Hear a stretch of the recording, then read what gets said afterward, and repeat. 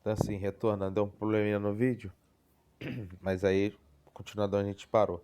Então, assim, mesmo tendo um grande fluxo de imigrantes africanos e asiáticos chegando ao continente, né, e os povos dessas regiões, historicamente, né, culturalmente, têm famílias numerosas, quando eles chegam à Europa, onde o custo de vida é mais alto, eles tendem também a ter, né, um menor número de filhos.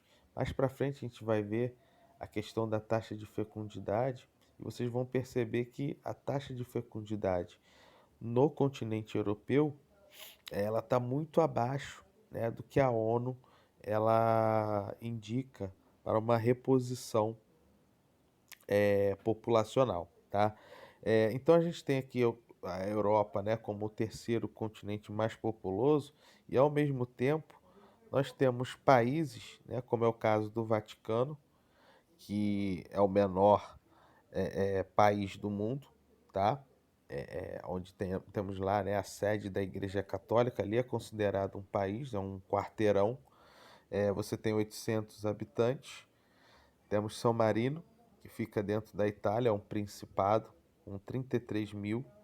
Liechtenstein, 38 mil. Mônaco, também um principado, né? Aí esse na França, 38 mil.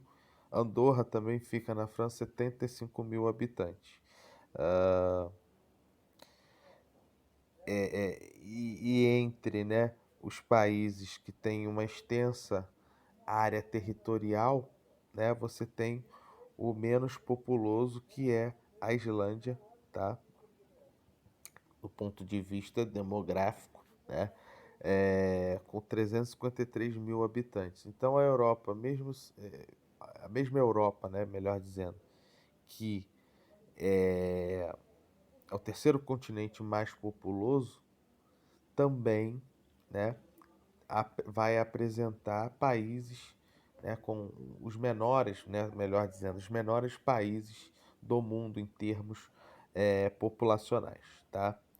Agora, com relação à população relativa, né, a Europa também tem um grande destaque, né, no estudo das populações.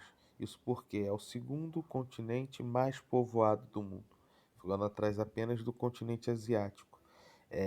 Então é a relação, né, só para relembrar, população relativa é a relação de habitantes por quilômetro quadrado. Os países, regiões consideradas povoadas são aquelas que apresentam mais de 100 habitantes por quilômetro, né, quadrado. A Europa aí apresenta 72, é um nível bastante alto, né? É só mesmo o continente asiático que vai ter esse número acima de 100 habitantes por quilômetro quadrado. E a Europa também se destaca por ser a segunda maior população relativa pela sua extensão territorial. É um continente pequeno, né? Na verdade, a Europa é uma península da Ásia. O que é uma península? Né? Uma parte do relevo que avança em direção ao oceano.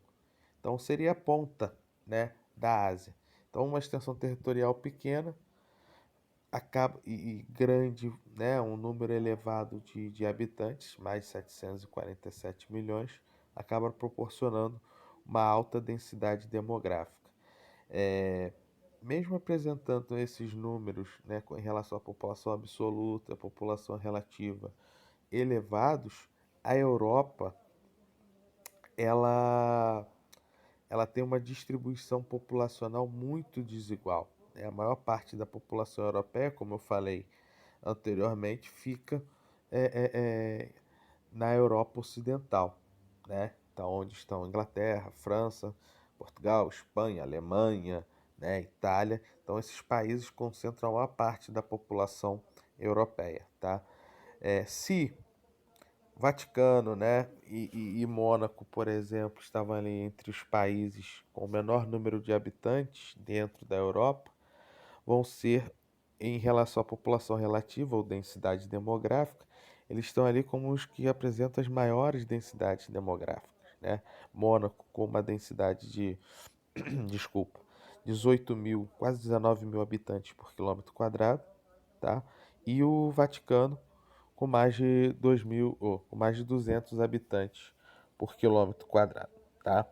Ah, por outro lado, os países nórdicos, que têm a maior extensão territorial, mas uma população, né, absoluta menor, são os que apresentam os menores índices ou densidades demográficas, né? A Finlândia, com 16 habitantes por quilômetro quadrado, e a Suécia, 23. Aqui no mapa, a gente consegue ter uma noção melhor. Vou deixar assim, se aumentar mais, apesar que eu posso fazer aqui assim, isso. Deixa eu diminuir só um pouquinho, gente. Pá.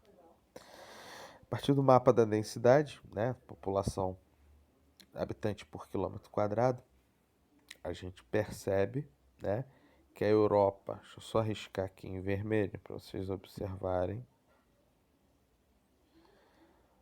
A Europa ocidental, que é esse formato de bota é a Itália, é a que tem a maior densidade demográfica, né? Só acompanhando aqui pelos índices da densidade, é o mais escuro, são as regiões que têm uma densidade demográfica, né, alta, né, em algumas regiões aí com mais de 400 habitantes por quilômetro quadrado.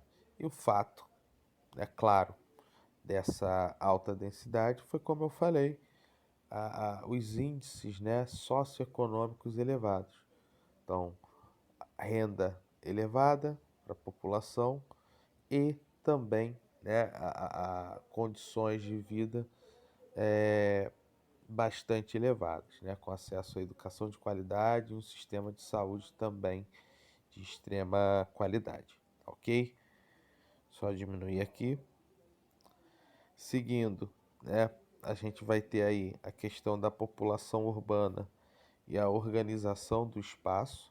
Então tem a ver com a concentração populacional. Já havia adiantado que a Europa Ocidental concentra a maior parte da população europeia, né? Na realidade, 74% do total da população europeia estão nas cidades da Europa Ocidental, como Moscou, Londres, Paris, Madrid, né? Barcelona, Berlim, Renana, que é na Alemanha, São Petersburgo, na Rússia, Roma e Birmingham, na Inglaterra, tá?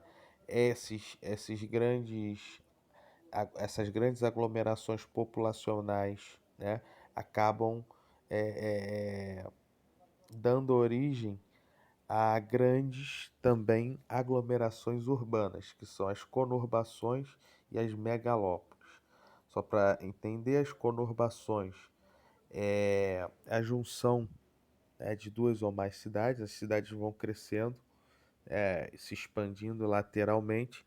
Em determinado momento, essa expansão elas acabam se encontrando, né? As construções, vias de acesso acabam se encontrando e aquelas cidades se tornam uma única mancha urbana, né?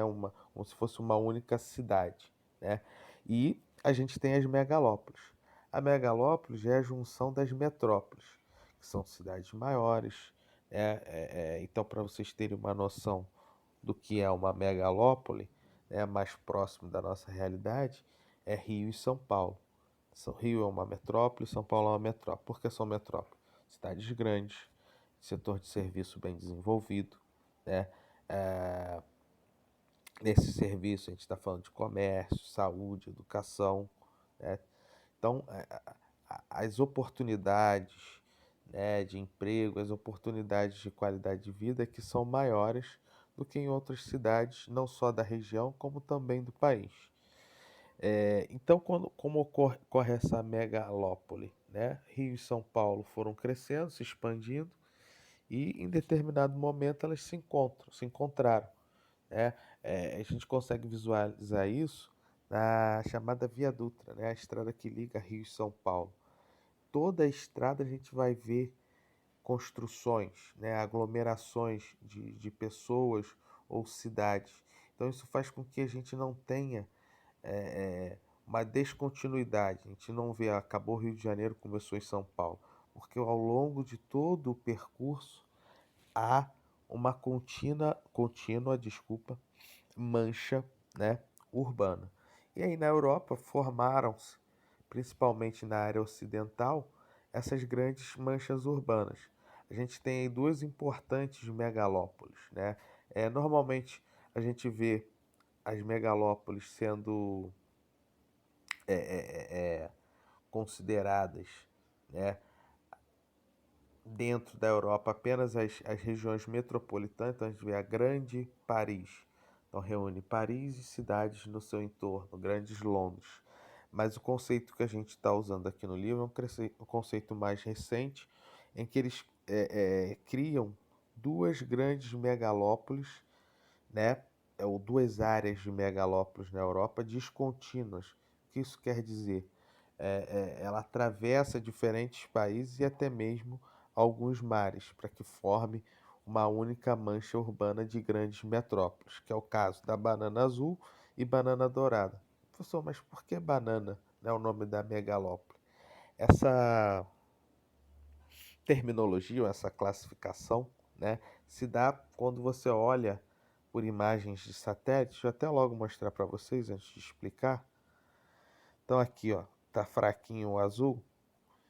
Deixa eu ver se aumentando. Não, não, não. Fiz besteira. Primeiro deixa eu aumentar. Ah, aqui. Aumentei, não preciso nem riscar, circular. Então, ó, vejam aqui. Em azul, né, essa circulada em azul é a banana azul. Então vem desde lá da Inglaterra até quase aqui o sul da Itália. E tem a banana dourada, que sai ali região mais da Espanha, né? E vindo aqui também até o norte da Itália. O formato, né, lembraria ali uma banana, por isso essas duas megalópolis ganharam esse nome, tá? A chamada então banana azul vai do norte da Inglaterra até a parte central, né?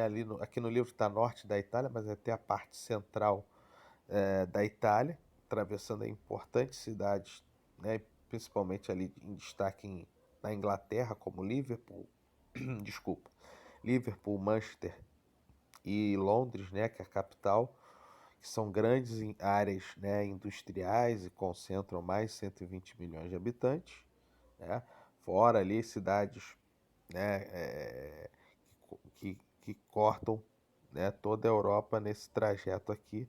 Está passando por cidades na Alemanha, França, né, compondo essa banana azul até aqui o centro da Itália.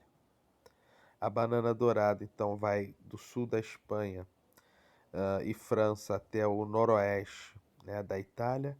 Então, passando por importantes cidades da Espanha, França e Itália, né, importantes centros econômicos, e que reúne aí 45 milhões de habitantes, tá?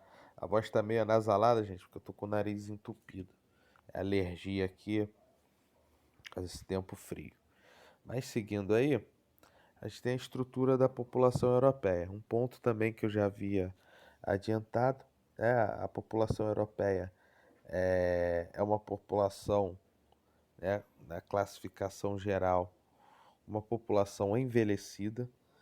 Você tem ali a maior parte da população na faixa de adultos e idosos, e a gente consegue perceber aqui pela pirâmide etária, tá? Vou pegar aqui, ó, a fatia mais larga vem de 25 a 29 anos, né? Enquanto essa parte de baixo aqui é onde você tem a menor parte da população. O que que essa parte que eu circulei em azul indica?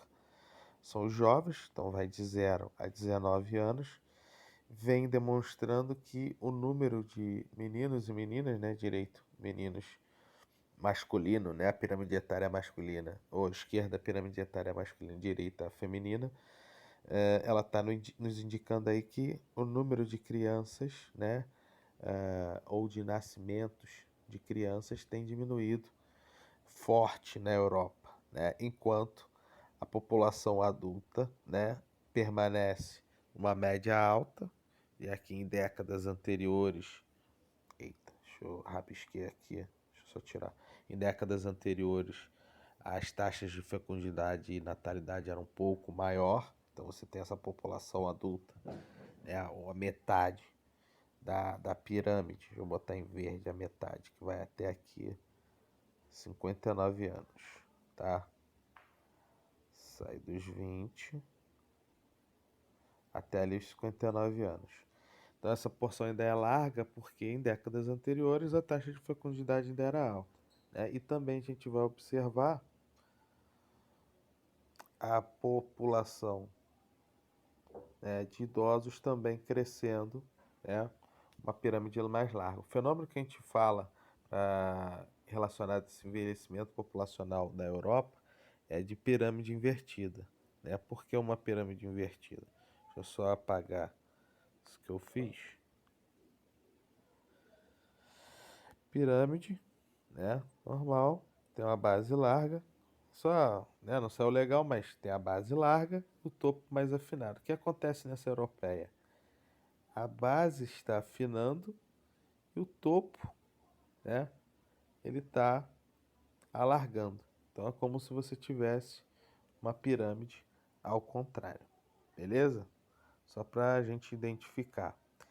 Esse problema, né, de baixa fecundidade, ele vai trazer principalmente para esses países problemas econômicos, né, que vão afetar o aumento de custos com saúde e previdência social, né, as aposentadorias e pensões para esses idosos que estão tendo uma expectativa de vida maior. E com essa natalidade e fecundidade baixa, o número de adultos no futuro que irá contribuir, né, para gerar a riqueza do país irá diminuir. Então vai faltar dinheiro, né, para que você possa bancar todos os custos da população mais idosa da Europa. A gente tem aqui esse quadro que constata esse grave problema, né, do crescimento populacional da Europa ou crescimento vegetativo. Então você vê a Rússia, é, teve um. A gente não pode falar nem que cresceu ou que perdeu, então manteve-se estável a sua população, mas países como Polônia, Espanha, Alemanha, Itália, Portugal, Croácia e Ucrânia, você está tendo uma redução da populacional. Varia de 0,1 até menos 4,4% anualmente de redução da população. E essa redução já vem desde do final dos anos 90, né? Por isso que é grave a situação em torno do envelhecimento populacional europeu. O que eles vêm, buscando? Criar incentivos para que as famílias tenham mais filhos. Então, por exemplo, licença maternidade e paternidade, ela é muito maior do que a gente vê aqui no Brasil. A maternidade pode, em alguns países, chega a 1 ano para os pais. Os pais, a licença paternidade pode chegar até 6 meses, né? Aqui no Brasil é 1 semana, só para a gente ter uma noção. Tem dado bolsas, né, incentivos financeiros para as famílias para que tenham mais filhos, mas mesmo assim a população europeia ela não consegue chegar, né, ao nível que a Organização das Nações Unidas, né, que é a ONU, indica como um número de filhos anuais, né, ou melhor, né, uma taxa de fecundidade para que tenha reposição populacional. Então morre e nasce, né, você não tem uma redução da população. Seria o quê? 2,1 filhos por família, né, ou desculpa, por mulher. Então ele pega o total de mulheres na idade reprodutiva e o total de crianças. Chega a uma média, tem que ter uma média anual de 2,1 filhos, que seria 2 filhos, né? É, de taxa de fecundidade. As populações europeias apresentam taxas abaixo desse 2,1.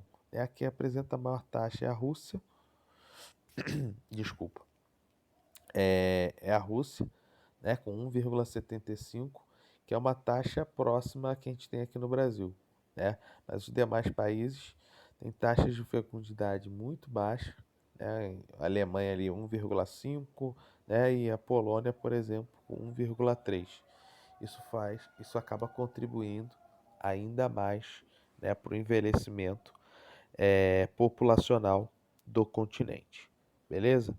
Então a gente para aqui, a gente vai fazer parte um e parte 2, tá? Semana que vem a gente inicia com os indicadores socioeconômicos. Valeu, galera? Um abraço aí, deixar os exercícios para vocês fazerem.